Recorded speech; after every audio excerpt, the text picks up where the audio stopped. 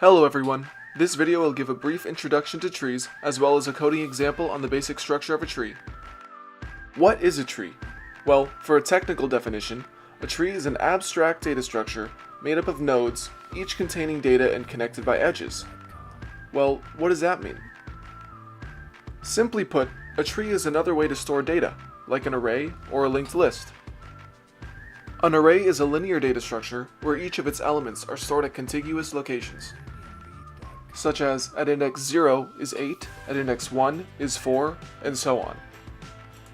A linked list is also linear, except that each element is an object that stores data and a link to the next and previous nodes, in this case a doubly linked list.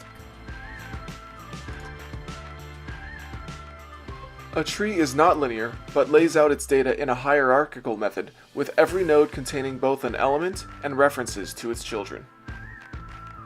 A tree contains a node or nodes, each with a relationship to one another.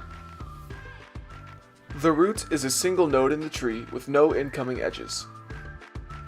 An edge connects two nodes to show that there is a relationship between them. A child is a node on the receiving end of an edge. A node is a parent if it has at least one outgoing edge connecting to its child. A leaf is a node that has no children. A popular tree used in computer science is the binary tree, where each parent has at most two children. So what does this look like in code? Using Java, we create a class called tree, containing an inner class of node. For each node, as described earlier, must contain data and references to the left and right children, which we initially set to null in the constructor. In the tree class, we will use an instance variable of root and initialize that to null. If Java is a new or challenging language for you, a great resource to learn the basics to more advanced topics is Head First Java.